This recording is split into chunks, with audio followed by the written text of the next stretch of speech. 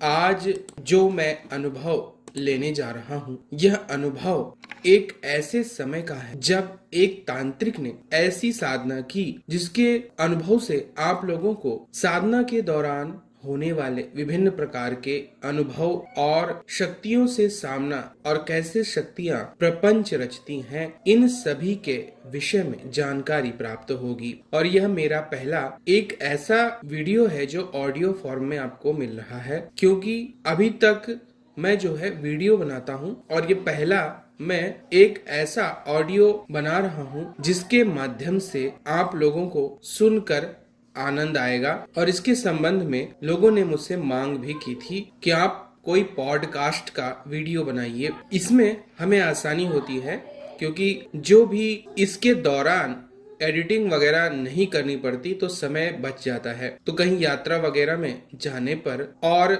समय का अभाव होने पर ज्यादातर मैं पॉडकास्ट के माध्यम से उस समय आपको वीडियो सुनने के लिए प्रस्तुत करूंगा। इसके अलावा जो लोग सुनना ज्यादा पसंद करते हैं उन्हें YouTube का म्यूजिक ऐप जो है उसको जरूर सुनना चाहिए। वहां पर धर्म रहस्य के वीडियो को आप सुन भी सकते हैं और देख भी सकते हैं। ऐसा अभी एक फीचर YouTube ने लॉन्च किया है। तो चलिए शुरू करते हैं इस पहले पॉडकास्ट से एक ऐसे तांत्रिक की कहानी जिसने पहली बार पिशाचिनी को सिद्ध किया। उसके जीवन में क्या क्या अनुभव हुए वह आपको इस ऑडियो पोस्टकार्ड के माध्यम से सुनने को मिलेंगे। ये कहानी लगभग आज से 1200 वर्ष पुरानी है। यह उस समय का दौर था जब हमारे यहाँ अभी शुरुआत ही हो रही थी और रजवाड़ों का समय था। एक ऐसा समय जब पहली बार इस्लामी आक्रमण भी भारत में शुरू होता है, लेकिन इसके संदर्भ में वहाँ की जनता को कुछ भी मालूम नहीं था और न ही जनता इन सब चीजों के लिए कभी भी तैयार होती थी।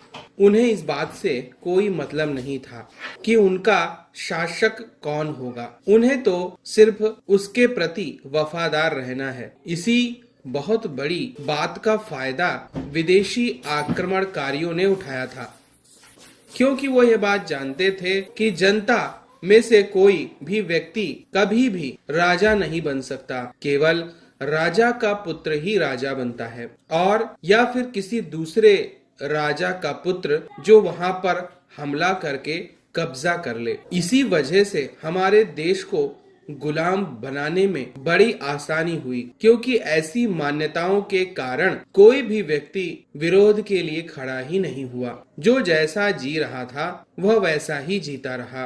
राजा आए और राजा बदलते रहे। ऐसे ही समय में एक बार की बात है, एक व्यक्ति एक गुरु के पास जाता है। उनके पास पहुंचकर उनसे वार्तालाप करता है। वह एक रहस्यमयी गुरु थे। उनका आश्रम राज्य के बिल्कुल बाहर था। वहाँ पर स्त्रियां जो कि अपने बालों को खुला रखती थीं, वह बिल्कुल भी बालों को बांधती नहीं थीं।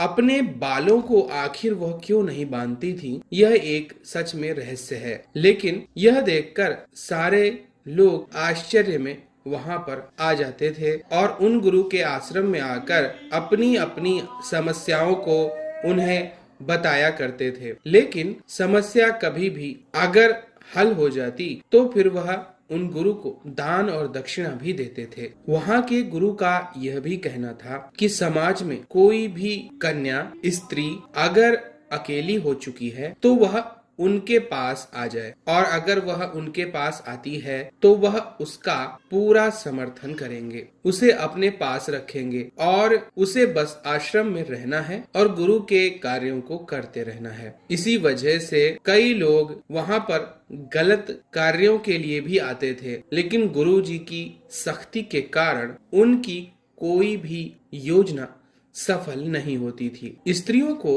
अपने पास रखना सदैव ही मुश्किल भरा होता है अगर वह जवान है तो। इस बात को वहाँ के गुरुजी अच्छी प्रकार से जानते थे। इसीलिए उन्होंने सख्त निर्देश दे रखे थे कि कोई भी स्त्री अकेले किसी भी पुरुष से नहीं मिलेगी। जब भी स्त्रियां किसी भी पुरुष के पास जाएंगी तो कम से कम 8-10 के एक गुट में वहाँ पर जाएंगी। यह सारी बातें उनके नियम में थी। शायद इसी वजह से आश्रम पूरी तरह से स्वच्छ था। अब वह व्यक्ति उन गुरु के पास पहुंचता है और उनसे कहता है, गुरुजी, मैं तंत्र विद्या सीखना चाहता हूँ, क्योंकि मैंने सुना है कि तंत्र विद्या के माध्यम से हम संसार की अद्भुत चीजों के बारे में जान सकते हैं। ऐसा भी सुना है कि ऐसी शक्तियों से आप वार्तालाप भी कर सकते हैं। क्या आप मुझे ऐसी कोई विद्या सिखाएंगे? तब उन गुरुजी ने कहा, आकर गुरु से कहना बड़ा ही सरल होता है, लेकिन यह कार्य इतना भी आसान नहीं है। सबसे पहले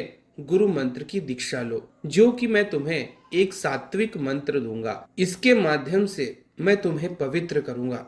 तुम्हारे पूर्व जन्मों के पाप नष्ट होंगे। अगर तुम में योग्यता मुझे नजर आई, तब कहीं जाकर मैं तुम्हें तंत्र विद्या सिखाऊंगा। उसने पूछा, गुरुजी, मैं गुरु मंत्र आपसे लेने के लिए क्या मुझे आश्रम में सदैव रहना पड़ेगा? तब उन्होंने कहा, इसकी भी आवश्यकता नहीं है। तुम इसका मंत्र जाप अभी अपने घर में रहकर करो, और जब इसका पूरा विधान जैसा कि मैंने बताया है पूरा हो जाए, तब तुम मेरे पास आना। मैं तुम्हें विशेष प्रकार से दीक्षित करूंगा, एक ऐसी तांत्रिक साधना के लिए जिसे तुम कर पाओ, तुम्हारी सामर्थ्य को समझते हुए, तुम्हारी स्थिति को जानते हुए। यह बात सुनकर वह व्यक्ति अपने गुरु के रूप में उन्हें स्वीकार करता है। उन गुरुजी ने उसे वह दिव्य मंत्र दिया जिसका जाप वह वर्षों से करते आ रहे थे और उनसे पहले उनके गुरु करते थे। मंत्र को प्राप्त कर वह अपने आप को धन्य समझता हुआ अपने वापस गांव में आ जाता है। इस व्यक्ति के पास धन की कोई कमी नहीं थी, माँ बाप का एक लौता लड़का, लेकिन माँ बाप हमेशा अपने बच्चे के लिए चिंतित रहते हैं और जल्दी से जल्दी उसे गृहस्थ जीवन में लेकर आना चाहते हैं, ताकि उनका बुढ़ापा भी आनंद से कटे और उनका पुत्र भी सांसारिक जीवन को अच्छी प्रकार से जीता हुआ आगे का कदम बढ़ाए। तो माँ ने उससे कहा, तुम मंत्र जाप, पूजा पाठ, इन सब के चक्कर में क्यों पड़े हो? अभी तो तुम जवान हो, तुम्हारा उद्देश्य शादी करना होना चाहिए, और शादी कर लेने के बाद में तुम्हें जीवन के सारे सुख अपने आप मिलने लगेंगे। हम भी पोता पोती का मुंह देखेंगे और हमारा परिवार आगे बढ़ेगा। इसे छोड़कर पूजा पाठ वगैरह नहीं करना चाहिए, क्योंकि इसके कारण तुम्हारा यह जीवन बिगड़ जाएगा। और सबसे बड़ी समस्या यह है कि जवानी में अगर इस प्रकार करोगे तो फिर सन्यासी होकर भटक जाओगे। तब वह परेशान होकर अपने गुरु के पास फिर से जाता है और माता से हुए वार्तालाप को उन्हें कहता है। उनसे पूछता है, गुरुजी, क्या यह सत्य है कि प्रत्येक व्यक्ति का यह कर्तव्य है कि वह शादी करे, बच्चे पैदा करे और अपने जीवन को इसी प्रकार जिए जैसे उसके माँ बाप ने जिया था? गुरु ने मुस्कुराते हुए कहा, जीवन में प्रत्येक व्यक्ति अपने उद्देश्य स्वयं निर्धारित करता है कि उसे करना क्या है। साधारण व्यक्ति जो चल रहा है उसी को सत्य समझता है। उसके परे जाने की उसकी इच्छा कभी नहीं होती। वह अपने जीवन को बचाकर और रक्षा के लिए संयमित होकर जीता है। सारे सुखों का उपभोग वह करना चाहता है, लेकिन साधारण व्यक्ति कभी इस रहस्य को नहीं समझ पाता है कि जीवन इसके परे भी है। जीवन सिर्फ स्वयं के लिए जीना पशु की तरह होता है। जैसे एक पशु दूसरे पशु को अपना खाना खाने नहीं देता, इसी प्रकार संसार में मनुष्य स्वार्थ के लिए दूसरों का अहित भी कर देता है। अब ऐसे में तुम्हें यह बात समझनी होगी कि तुम्हारे जीवन का अंतिम उद्देश्य क्या है। प्रत्येक व्यक्ति को वेदों में बताया गया है कि उसे पुरुषार्थ करने चाहिए। तब उस व्यक्ति ने पूछा, गुरुजी, यह पुरुषार्थ क्या होता है और इसका क्या महत्व है? तब उनके गुरुजी ने कहा, सुनो, पुरुषार्थ होने का अर्थ है जैसे पुरुष के रूप में तुमने जन्म लिया है, तो जीवन का जो उद्देश्य है उसे पूरा करना ही पुरुषार्थ कहलाता है। और यह 4 प्रकार से पूरा किया जाता है। प्रथम है धर्म, दूसरा है अर्थ, तीसरा है काम और चौथा है मोक्ष। पहला कार्य व्यक्ति को धर्म पर चलकर अपने जीवन को संयमित होकर जीना चाहिए और सदैव अपने इस सनातन धर्म को आगे बढ़ाने का कार्य भी करते रहना चाहिए। धर्म धारण करने की वस्तु है, अर्थात धर्म से ही जीवन चलता है। हर प्रकार से नैतिक व्यवहार करना, नीति परक उद्देश्यों को रखकर आगे बढ़ना, किसी का भी अहित नहीं करना, स्वयं के सुख, परिवार के सुख, समाज के सुख, स्वयं के देश के सुख और मानव जाति के सुख के लिए ही समस्त कर्म करने चाहिए। यही वास्तविक धर्म है। दूसरा है अर्थ, जिसका मतलब होता है संसार की समस्त भौतिक सुख सुविधाओं को भोगना और अपने जीवन का पूर्ण सदुपयोग करना। मनुष्य शरीर सभी प्रकार के सुखों को प्राप्त कर सकता है और यह सारे उद्देश्य माता लक्ष्मी को प्रसन्न करके व्यक्ति अवश्य प्राप्त करे और अपने भौतिक जीवन की सुख सुविधाएं, संपन्नता, वैभव सब कुछ प्राप्त करे और इसे आगे भी बढ़ाए। मनुष्य अपने स्तर तक सीमित न रहे, अपने कल्याण के स्तर को वृहद करे, यही अर्थ है। तीसरा उद्देश्य होता है काम। काम का अर्थ है अपनी वासनाओं को नियंत्रण में रखते हुए अपनी समस्त इच्छाओं की पूर्ति भी करना, जिसमें हम काम वासना के आधार पर स्त्री पुरुष के प्रेम को देखते हैं। इस प्रेम के माध्यम से हम जीवन को आगे बढ़ाते हैं। एक दूसरे के प्रति लगाव लगातार इसी काम वासना के कारण बना रहता है और इसी के कारण जीवन आगे बढ़ता है। नए जीव के रूप में एक नई संतान पृथ्वी पर आती है और यह वंश परंपरा आगे बढ़ती रहती है। जो कार्य तुम्हारे पिता ने किया, जिसके कारण तुम्हारी उत्पत्ति हुई, यह तुम्हारा भी उद्देश्य है कि वही कार्य तुम भी करो, ताकि जो भी जीवात्मा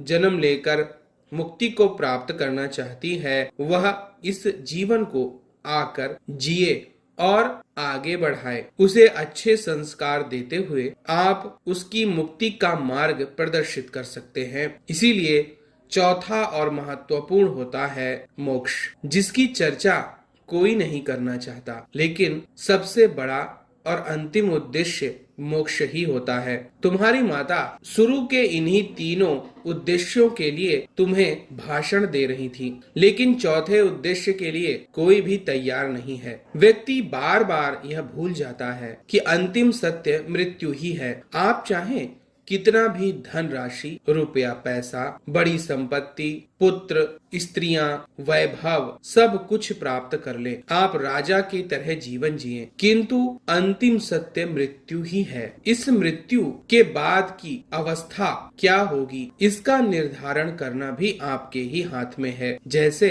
अगर कल आपको कहीं यात्रा पर जाना है, आज उसके लिए आप पहले अपने कपड़े, यात्रा के लिए वाहन और जाने के लिए पूरी तैयारी कर लेते हैं, ठीक उसी तरह मोक्ष के लिए भी व्यक्ति को तैयारी करनी चाहिए। यह तैयारी गुरु मंत्र के माध्यम से, साधना के माध्यम से, अपने इष्ट देवी देवता के प्रति समर्पण के माध्यम से, अच्छा सदाचारी जीवन जीते हुए, लगातार साधना में रत रहते हुए आगे बढ़ना ही इसी का मूल उद्देश्य है, ताकि अगर हम किसी गलती के कारण दोबारा मनुष्य का जन्म लें तो भी हमारे अंदर पूर्व जन्म के संस्कार, पूजा पाठ इत्यादि विद्यमान रहे और अगर हम समझदार हुए तो यही हमारा अंतिम जन्म होगा। तब उस व्यक्ति ने पूछा, आखिर यह होता क्या है और व्यक्ति बार बार जन्म क्यों लेता है? गुरुजी इसके बारे में बताइए। तब उन्होंने कहा, ध्यान से सुनो, जीवन का यह उद्देश्य है कि आप जैसे कर्म करेंगे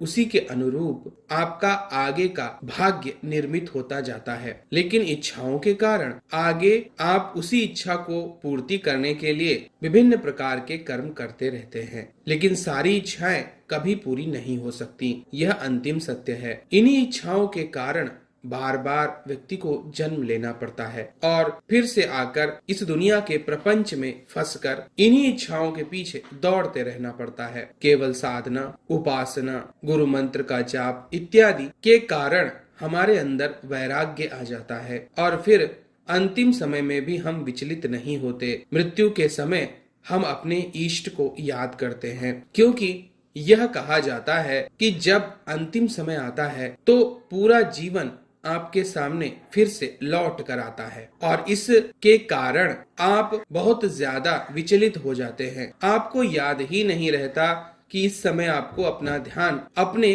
देवी या देवता में लगाना चाहिए। यह उस वक्त की सबसे बड़ी माया होती है। इससे बचने का उपाय केवल यही है कि आपने जीवन भर पूजा पाठ, साधना, उपासना की हो, क्योंकि ऐसा होने पर वह दृश्य भी आपके समक्ष निश्चित रूप से आएगा और तब व्यक्ति को याद आ जाएगा कि उसे क्या ध्यान करना है। कहते हैं मृत्यु के समय जो भी व्यक्ति जिस भी चीज का ध्यान करता है उसी को प्राप्त कर जाता है। इसीलिए उस वक्त भगवत साक्षात्कार की इच्छा रखते हुए उस देवी शक्ति को याद करना चाहिए, क्योंकि उसी को प्राप्त करना मूल उद्देश्य है और ऐसा करने पर साधक को मोक्ष की प्राप्ति हो जाती है। बार बार पृथ्वी पर कष्ट भोगने के लिए जन्म नहीं लेना पड़ता है, क्योंकि यहाँ पर सब कुछ सीमित है। शरीर के रूप में आप पूरी तरह सीमित हैं। यह बातें सुनकर उस व्यक्ति ने कहा, मैं यह सारी बात समझ गया, लेकिन माँ बाप परिवार को कौन समझाए और वह कैसे समझ पाएंगे, क्योंकि जो चीज नहीं दिखती उस पर व्यक्ति विश्वास भी नहीं करता है। तब गुरुजी ने कहा, तुम्हारा जीवन तुम्हारा है, तुम्हारे जीवन के लिए कोई दूसरा जिम्मेदार नहीं हो सकता है। जैसे अगर तुम कहो माता मुझे भूख लगी है, मेरी जगह आप भोजन कर लेना, मेरा पेट भर जाएगा, और माँ यह कहे ठीक है मैं तेरे जगह भोजन कर लूंगी, तू चिंता मत कर, तेरी जिम्मेदारी मैं लेती हूँ। क्या यह संभव है? उस व्यक्ति ने कहा, आपने सही बात कही है गुरुजी, यह तो संभव है ही नहीं। गुरु ने कहा, यही तो मैं समझा रहा हूँ कि आपके अपने जीवन के उद्देश्यों और कर्मों के लिए आप ही जिम्मेदार हैं, दूसरा कोई नहीं। अगर आपको कोई दूसरा कुछ ना करने को कहता है तो उससे पूछे कि इसे करने से क्या होगा, ना करने से क्या होगा। उसे समझाएं कि जीवन में मूल उद्देश्य क्या है। आपने जीवन को प्राप्त किया है तो वेदों में वर्णित पुरुषार्थों को करने के लिए आप तैयार हो गए, लेकिन अंतिम उद्देश्य मोक्ष की प्राप्ति के लिए आपने कौन सा तरीका अपनाया है। अब यह बात व्यक्ति को अच्छी तरह समझ में आ चुकी थी, इसलिए उसने परिवार वालों की बातों की ओर कोई भी ध्यान नहीं दिया और अपने गुरु मंत्र के अनुष्ठान को पूरा करके अपने गुरु के पास लौट कर आ गया। गुरुजी ने कहा, क्या तुम तांत्रिक साधनाओं के लिए लालायित हो या फिर केवल मोक्ष प्राप्त करने की इच्छा से हो? तब उसने कहा, गुरुजी यह तो मुझे पता हो गया है कि अंतिम सत्य मोक्ष की प्राप्ति ही है, लेकिन मेरा भटकाव न हो, मैं जीवन के अन्य गुप्त रहस्यों को जान पाऊं, इस जीवन के अलावा भी कोई अन्य जीवन है यह समझ पाऊं, और इससे जानना इसलिए भी आवश्यक है गुरुजी, क्योंकि अगर कोई यथार्थवादी व्यक्ति मुझसे तर्क करेगा तो उससे मैं क्या बता पाऊंगा, जबकि मैं कुछ जानता ही नहीं, सिर्फ इतना कि मुझे मोक्ष प्राप्त करना है। और अगर कोई व्यक्ति ये कहे कि मोक्ष जैसी कोई चीज नहीं होती है, मरने के बाद तुम भस्म हो जाओगे, जलकर राख हो जाओगे, इसलिए अपना जीवन खुशी के लिए जियो, जो चाहते हो वह प्राप्त करो, चाहे उसके लिए किसी को जान से ही मारना क्यों न पड़े, किसी की संपत्ति हो उसे छीन लो, क्योंकि अंतिम सत्य तो मृत्यु ही है। गुरु ने कहा, तुम्हारी बात बिल्कुल सत्य है, मैं समझ गया। तुम तांत्रिक साधनाओं को सिद्ध करके यह समझना चाहते हो कि इस जीवन के अलावा भी एक पारलौकिक जीवन है जहाँ मरने के बाद व्यक्ति प्रवेश करता है, और यह बात केवल साधना करने वाला व्यक्ति ही समझ सकता है। इसलिए अब तुम साधना करने के लिए उपयुक्त हो, लेकिन इसमें तुम्हारी परीक्षा भी होगी। काम, क्रोध, वासना, सभी प्रकार के दोष, इन सब की परीक्षा ली जा सकती है। इसलिए सबसे पहले तो मैं तुम्हारी परीक्षा ले लेता हूँ, ताकि मुझे विश्वास हो कि तुम कौन सी साधना कर पाओगे। तब उसने कहा, गुरुजी मुझे पिशाचिनी साधना सिखाइए, क्योंकि मैंने सुना है यह शक्ति जल्दी सिद्ध होती है। पता नहीं वर्षों तक मैं कौन सी साधना करूं और मैं अपना सब्र खो दूं, और अगर सब्र टूट गया तो मैं खुद भी विश्वास नहीं करूंगा कि जीवन में कुछ भी होता है। इसलिए सबसे छोटे स्तर की तीव्र शक्ति पिशाचनी को ही सिद्ध करना मैं चाहता हूँ, ताकि जल्दी से इस दुनिया के रहस्य को जान पाऊं।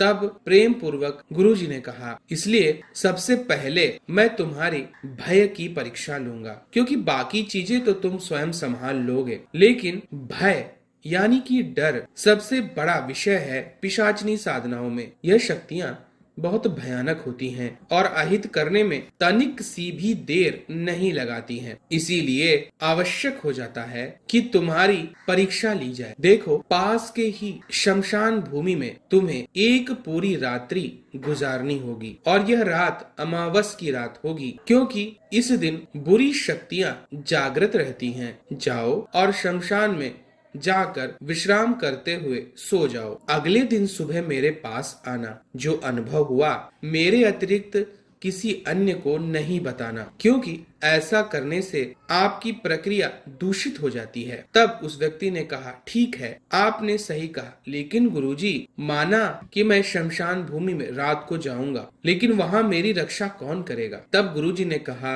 वही गुरु मंत्र जिसे मैंने तुम्हें दिया था, वही तुम्हारी रक्षा करेगा। और जितना हो सके भयभीत मत होना, क्योंकि अगर तुम पूरी रात्रि वहां गुजार पाए तो जब वापस आओगे तो तुम इस साधना के लिए उपयुक्त हो चुके होगे। तुमने अपना पहला चरण सभी प्रकार से सिद्ध कर लिया होगा। यह बात सुनकर मुस्कुराते हुए उस व्यक्ति ने अपने गुरु के पैर छुए और उठाया अपना झोला, चल दिया गांव के बाहर के उस शमशान भूमि में। यह शमशान भूमि बहुत ही खतरनाक दिखने में लगती थी। 1000 साल से यहाँ पर चिताएं जलाई जा रही थी। यह एक दिव्य स्थान था, लेकिन जिसे यह बात समझ में आए, शमशान भूमि के द्वार पर पहुँचते हुए ही उसने देखा वहाँ अभी भी कई चिताएं जल रही हैं। एक भयंकर, बिल्कुल गंदा, हाथ में डंडा लिए हुए एक व्यक्ति उसे दिखाई दिया, जो कि उसकी ओर बड़ी तेजी से आ रहा था। वो इतना ज्यादा गंदा था